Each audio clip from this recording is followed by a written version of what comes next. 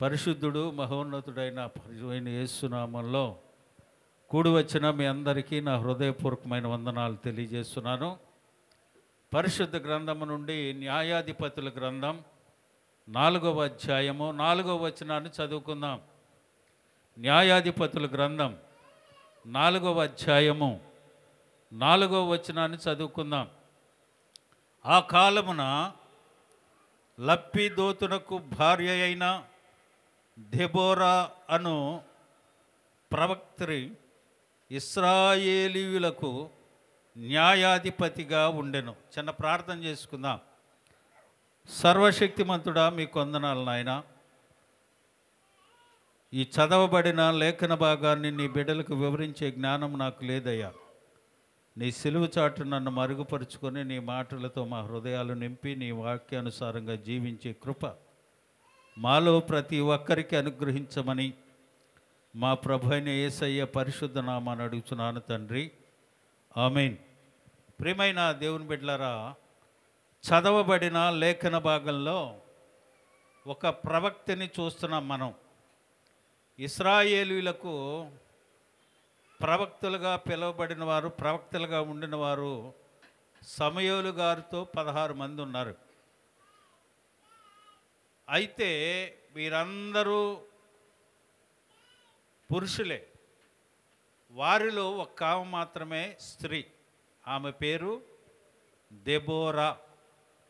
చూడండి, పరిశుద్ధ గ్రంథంలో భర్త పేరు ముందుగా వ్రాసిన చూడండి, అతని పేరేమంటాడు? లప్పిదోతు అని అన్నాడు. తన భర్తను ముందుగా పరిచయం చేసి తర్వాత భార్యను పరిచయం చేస్తూ ఉన్నాడు. ఈమె ప్రవక్తనే కాకుండా న్యాయాధిపతిగా కూడా ఉంది. ఆ దినాలలో ఇశ్రాయేలు ప్రజలు హసోరులో ఏలు కానాను రాజు అయిన యాబోను అనే ఆయన చేతికి ఇశ్రాయేలు ప్రజలు అప్పగించబడ్డారు. అతనికి సైన్యాధిపతి ఒకడున్నాడు. అతని పేరు సిసెరా. ఈ సైన్యాధిపతికి 900 ఇనప రథాలు ఉన్నాయి. ఇతను ఎక్కడికి వెళ్ళినా ఆ కనాను రాజుకి యాబీనికి జయాన్ని చేకూరుస్తూ ఉన్నాడు. అతన్ని ఎదుర్కొనటానికి ఇశ్రాయేల్ ప్రజలకు శక్తి చాలట్లా. ఎందుచేతంటే దేవుడే వారిని 20 సంవత్సరాలు వారికి అప్పగించాడు. అప్పగించినప్పుడు వీళ్ళు ఏం చేశారు అంటే దేవునికి మొరపెట్టుకున్నారు. అయ్యా, మేము పాపం చేశాం, ఇదిగో ఈ సిసెరా అనేవాడు మమ్మలను చాలా కఠినంగా బాధ పెడతా ఉన్నాడయ్యా. ఆ బాధను మేము తట్టుకోలేకపోతున్నాం, తాళలేకపోతూ ఉన్నాం. ఈ ఇశ్రాయేలు ప్రజలు తప్పులు చేయటం, దేవుని సన్నిధికి వచ్చి మొరపెట్టుకోవటం, ఎవరో ఒక దైవజనుడు దేవుని సన్నిధిలో ప్రార్థించటం, ఆ నివారణ జరిగిన తర్వాత వీళ్ళు మళ్ళీ తప్పులు చేయటం మొదలెడతా ఉన్నారు. ఈ 20 సంవత్సరాలు కఠినమైన బాధను భరిస్తూ దేవునికి మొరపెట్టినప్పుడు దేవుడు దెబోరాని ఎన్నుకున్నాడు, ఆమెను వాడుకున్నాడు. హల్లెలూయా. ప్రియమైన దేవుని బిడ్డలారా, ఈ రోజున దెబోరాని గురించి చాలా విషయాలు ఉన్నాయి. చెప్పానుగా మీకు, దాదాపు 2 గంటల ప్రసంగం ఇది.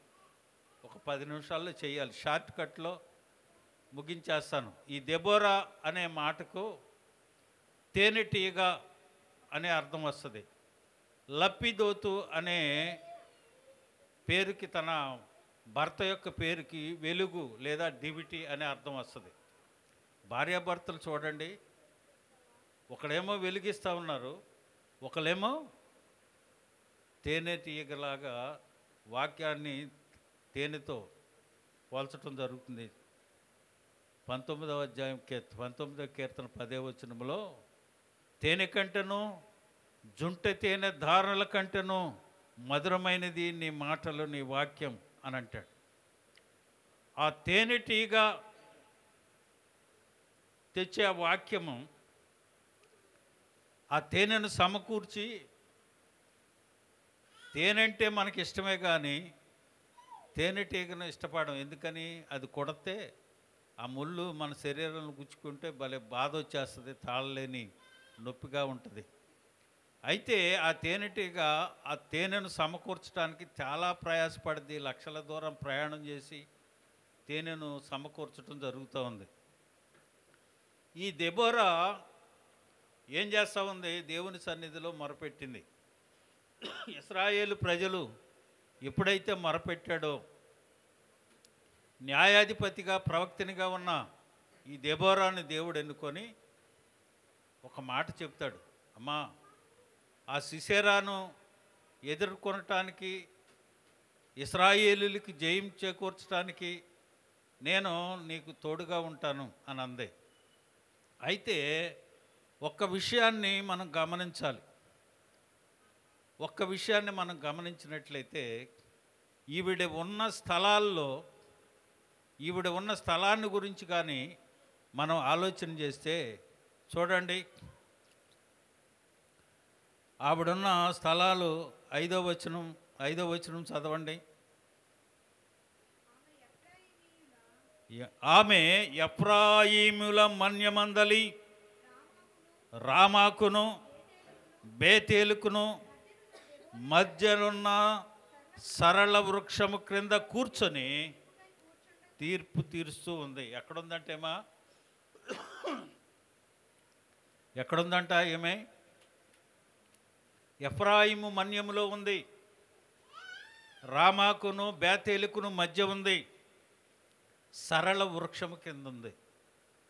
ఈ ప్రాంతాలను వాక్యానుసారంగా మనం ధ్యానం చేయగలిగితే చాలా పరమార్థాలు దేవుడు ఇందులో పొందుపరిచి ఉంచాడు. ప్రేమైన దేవుని బిడ్డలారా, ఈమె ఎక్కడుంది? ఎఫ్రాయిమీల మన్యములో ఉంది. ఎఫ్రాయిమీల మన్యము అనంటే వృద్ధి కలిగే స్థలం, రెండంతల వృద్ధినిచ్చే స్థలం. ఆ స్థలంలోకి వెళ్ళింది. 60వ కీర్తన 7వ వచనంలో చెప్తాడు, గిలాదు నాది, మనిషే నాది, ఎఫ్రాయిము నాకు శిరస్త్రాణము, యోధా నాకు రాజదండము అని దేవుని వాక్యం సెలవిస్తూ ఉంది. హల్లెలూయా. ప్రియమైన దేవుని బిడ్డలారా, ఎక్కడ ఉంది ఈమె? దేవుని వృద్ధి పొందించే స్థలం. ఎఫ్రాయిము నాకు శిరస్త్రావణం అనగలిగే, దేవుడే అనగలిగే స్థలములో ఈమె ఉన్నట్లుగా మనం చూస్తూ ఉన్నాం. ఈమె ఎక్కడ ఉండి తీర్పు తీరుస్తూ ఉంది? రెండంతలు వృద్ధి కలిగించే స్థలంలో ఉంది. రెండవదిగా అంటాడు, రామాకును బేతేలుకును మధ్య. రామ అనంటే ఉన్నతమైన స్థలం. మొదటిగా వృద్ధి పొంది రెండంతలు వృద్ధి కలిగించే స్థలంలో ఉంది, ఉన్నతమైన స్థలంలో ఉంది, దేవుని ఇంటి దగ్గర ఉంది. దేవునికి ఉన్నతమైన స్థలమునికి మధ్య వృద్ధి పొందించే స్థలంలో ఉంది. హల్లెలూయా. మనం ఎక్కడ ఉంటా ఉన్నాం? మన ఇష్టానుసారంగా జీవించే స్థలాల్లో మనం ఉంటాం. ఒక స్త్రీ చేత ఇశ్రాయేలు ప్రజలకు నెమ్మదినిస్తూ ఉన్నాడు, జయమును చేకూరుస్తూ ఉన్నాడు. దేవుడు ఆమెతో మాట్లాడుతూ ఉన్నాడు, నేను జయాన్ని ఇస్తాను అని చెప్తా ఉన్నాడు. ప్రియమైన దేవుని బిడ్డలారా, 5వదిగా మనం ఎక్కడుంటున్నాడు? సరళ వృక్షము కింద అని అన్నాడు. దేవుని ఇంటి దగ్గర ఉంది, ఉన్నతమైన స్థలం ఉంది. కీర్తనకారుడు 10వ కీర్తన 5వ వచనంలో, వారెల్లప్పుడూ భయం మానుకొని ప్రవర్తించుదురు, నీతి న్యాయ విధులు ఉన్నతమైనవై వారి దృష్టికి అందకుండును, వారు శత్రువులందరినీ చూసి తిరస్కరించెదరు. రామ అనంటే ఉన్నతమైన స్థలం, అక్కడ ఉన్నారు వీళ్ళు. బేతేలు అనంటే దేవుని ఇంటి దగ్గర ఉన్నారు. ప్రియమైన దేవుని బిడ్డలారా, సరళ వృక్షం అది నీతిని సూచిస్తూ ఉంది. హోషేయ గ్రంథం 14వ అధ్యాయం 8వ వచనంలో, ఎఫ్రాయిము బొమ్మలతో నాకిక నిమిత్తమేమి, నేనే ఆలకించుచున్నాను, నేనే ఎఫ్రాయిమును గూర్చి విచారణ చేయుచున్నాను, నేను చిగురు పెట్టు సరళ వృక్షము వంటి వాడనను, నా వలననే నీకు ఫలము కలుగును. హల్లెలూయా. ఎక్కడ ఉంది మా? దేవుని నీతి అనే స్థలంలో ఉంది, ఫలము కలిగే స్థలంలో ఉంది, నీతిమంతులు చిగురాకు వలె వృద్ధి పొందుతారనే స్థలంలో ఉంది. ఇశ్రాయేలీలకు న్యాయము తీర్చడానికి ఆ స్థలాలను ఎన్నుకొని అక్కడ ఉందాం. నువ్వెక్కడున్నావు, నేనెక్కడున్నావు? దేవుని వృద్ధి పొందించే స్థలంలోనా, ఉన్నతమైన స్థలంలోనా, దేవుని ఇంటి దగ్గర నీతిని అనుసరించే స్థలంలోన? దేవుడు అక్కడ ఉండి ఇశ్రాయేలు ప్రజలందరూ వచ్చి ఆమె న్యాయం తీర్చుతూ ఉంటే అక్కడికి వచ్చి ఏమైనా వేడుకుంటున్నారు. ఈమె ప్రార్థన చేసింది. ప్రార్థన చేసినప్పుడు బారాకును పిలవనంపండి అని అంది. ఆ బారాకు ఎక్కడున్నాడు? కేదేశులో నుండి అభినోయమను కుమారుడైన బారాకును పిలువనంపించి, నీవు వెళ్ళి నఫ్తాలీలలోనూ జెబునీయులలోనూ 10,000 మందిని సమకూర్చు అన్నాడు. అయ్యా బారాకు, ఇదిగో ఆ కానాను రాజు యాబీను సిసెరాను పెట్టుకొని ఇశ్రాయేలు ప్రజలను కఠినంగా బాధ పెడతా ఉన్నాడు కనుక దేవుడు నాకు సెలవిచ్చాడయ్యా, నువ్వు వెళ్ళి ఏం చేస్తావంటే నఫ్తాలీలోను జెబులూనీలోను ఒక 10,000 మందిని సమకూర్చి నువ్వు ఎక్కడికి వెళ్తాంటే తాబోరు కొండ మీదకి 10,000 మందిని తీసుకువెళ్ళు, అక్కడ ఉండండి మీరు. తాబోరు కొండ కింద ఏముందనంటే కీషోను వాగు ఉంది. ఆ వాగు దగ్గరికి సిసెరాను వాళ్ళందరిని నేను రప్పిస్తా.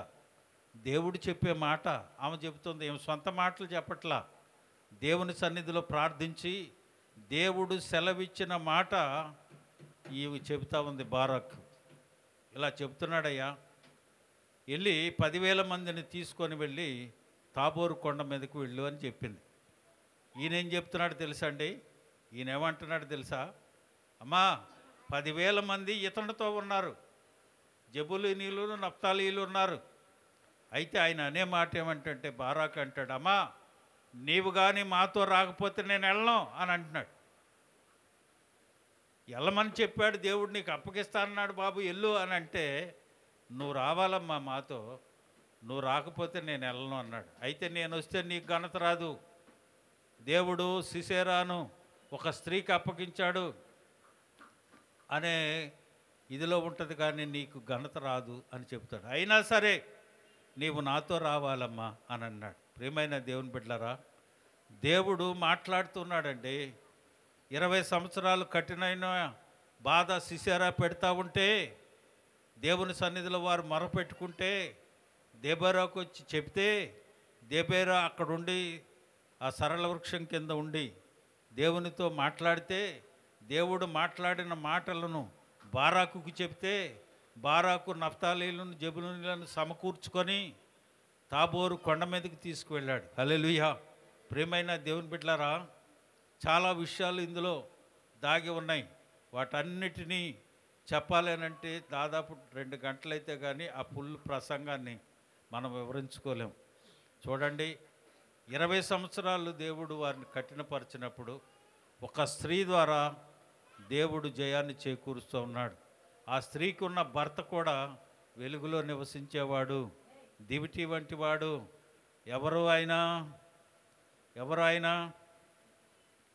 ఎవరంటే ఆయన దెబోరా భర్త ఎవరు? దెబోరా భర్త పేరు ఏం చెప్పుకున్నాం మనం? లప్పిదోతు అని చెప్పుకున్నాం. ఆ లప్పిదోతు కూడా దేవుని వెలుగులో ఉండేవాడే. 2 భార్యాభర్తలు కూడా దేవుణ్ణి వెంబడించిన వారే. ఈమె ప్రవక్తినిగా ఉంది, న్యాయాధిపతిగా ఉంది, దేవునితో సన్నిహిత సంబంధం కలిగి ఉంది. దేవుడు ఆమెను ఎన్నుకున్నాడు, వాడుకున్నాడు.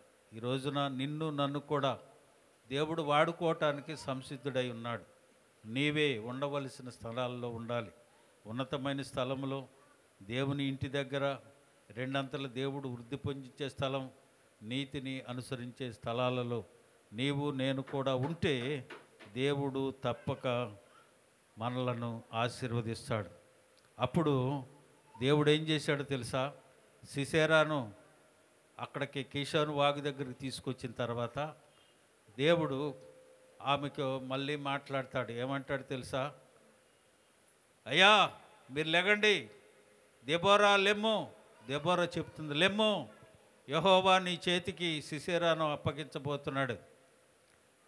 అని చెప్పినప్పుడు ఈ 10,000 మంది కలిసి వాగు దగ్గరికి వచ్చినప్పుడు దేవుడు వారిలో కలవరాన్ని పంపించి ఆ సిసెరా 900 రథాలు తనతో ఉన్న సైన్యాన్ని విడిచి ఆ రథమును విడిచి పైకి వెళ్ళిపోతున్నప్పుడు యాయేలుకు ఈ సిసెరాను అప్పగిస్తే ఆమె అతన్ని చేర్చుకొని, అమ్మా నాకు దాహం అవుతుంది, దాహంకి ఇమ్మన్నప్పుడు ఆమె వేడి పాలిచ్చి ఆయన పడుకున్న తర్వాత ఒక మేకు తీసుకొని ఈ కణతలో కొట్టి కొట్టేస్తుంది. హల్లెలూయా. యాయేలు గురించి ప్రసంగం ఉంది, మొన్న చెప్పాను నేను మీకు. ప్రియమైన దేవుని బిడ్డలారా, దేవుడు ఎంతటి శత్రువునైనా ఎదిరించడానికి మనతో మాట్లాడి ఆ శక్తిని మనకు అనుగ్రహిస్తాడు. ఈ రోజున దెబోరా వలె నీవు కూడా దేవుని చేత ఎన్నుకోబడి వాడుకోగలిగితే ఎంతటి విజయాన్నైనా దేవుడు నీకు అనుగ్రహిస్తాడు. అది ఎలాంటి విజయమైనా, ఎలాంటి ఇబ్బందిలో ఉన్నా, ఎలాంటి శ్రమలో ఉన్నా, ఎలాంటి బాధలో మనం ఉన్నా దేవుడు తప్పక మనకు జయాన్ని చేకూరుతాడు. ఎక్కడుంది మీ ఉన్నతమైన స్థలము దగ్గర, తర్వాత రెండంతల వృద్ధి చెందించే స్థలములో, దేవుని ఇంటి దగ్గర, నీతిని అనుసరించే స్థలములో ఆ ముందు కాబట్టే దేవుడు తనతో మాట్లాడి ఇశ్రాయేలుకు ఏ రీతిగా చేస్తే జయము చేకూడదో ఆమెకు తెలియజేసి ఆ రీతిగా జయాన్ని చేకూర్చి సిసెరాను అంతం చేయటానికి దేవుడు వారిని వాడుకున్నాడు. హల్లెలూయా. కనుక ప్రియమైన దేవుని బిడ్డలారా, ఆ రీతిగా మనము కూడా ఉండి శత్రువుని ఎదిరించటానికి శక్తిని పొందుకొని ప్రతి దీవెన ఆశీర్వాదము మనం పొందుకొందుముగాక.